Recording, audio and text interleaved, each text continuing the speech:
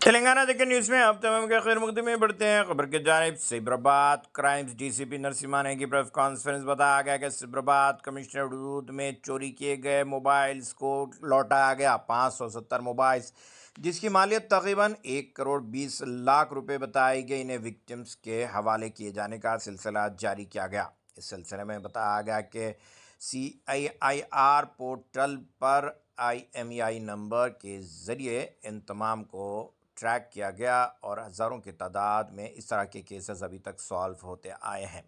ये बड़ी कार्रवाई आज करते हुए विक्टिम्स को उनके मोबाइल फ़ोन्स हवाले किए गए। अगर अभी तक आपने ये चैनल को सब्सक्राइब नहीं किया तो फौरी कर लें। आलमी मुल्की रियासती मुकामी खबरों के लिए देखते रहिए आपका अपना चैनल तेलंगाना दक्कन न्यूज़।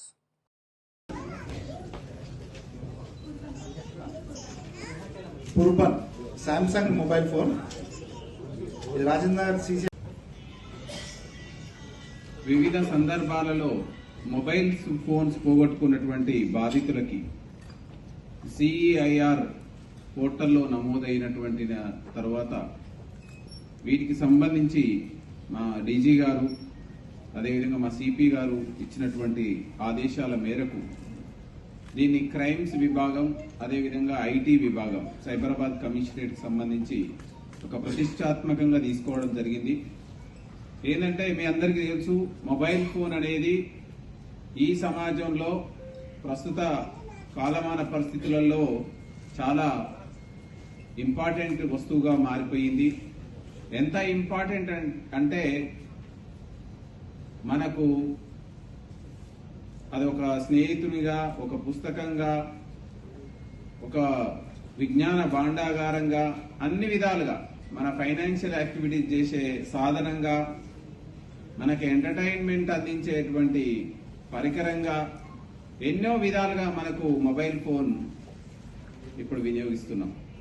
అలాంటి మొబైల్ ఫోన్ కొన్ని సందర్భాల్లో తెలిసో తెలియకో పోగొట్టుకోవడం, కొన్ని సందర్భాల్లో దొంగలు థెఫ్ట్ చేయడం, కొన్ని సందర్భాల్లో మర్చిపోవడం, ఇలాగా జరిగినటువంటి సందర్భాల్లో మనకు సెంట్రల్ గవర్నమెంట్ MHA ఆధ్వర్యంలో నేషనల్ వైడ్ గా CEIR అనేటువంటి ఒక పోర్టల్ ని డిజైన్ చేయడం జరిగింది.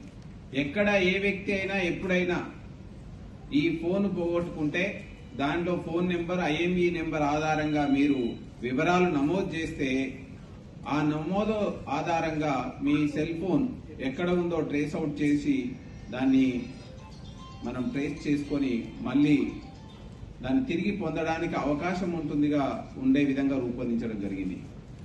ఈ విషయాన్ని సిపి గారు మాకు క్లియర్ గా చెప్పడం జరిగింది.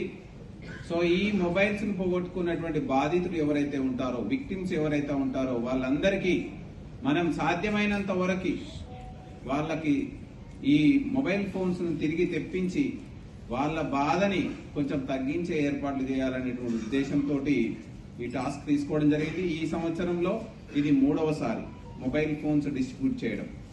మీ అందరూ తెలుసుకోవచ్చు, మీరు ఒక్కసారి మీ అందరూ ఈ ప్రెస్ మిత్రుల ద్వారా సమాజానికి మేము పోలీసుల నుంచి రక్షణ పొందినాం, పోలీసుల నుంచి సహాయం పొందినాం, పోలీసులు అంటే మనకు సమాజానికి రక్షణ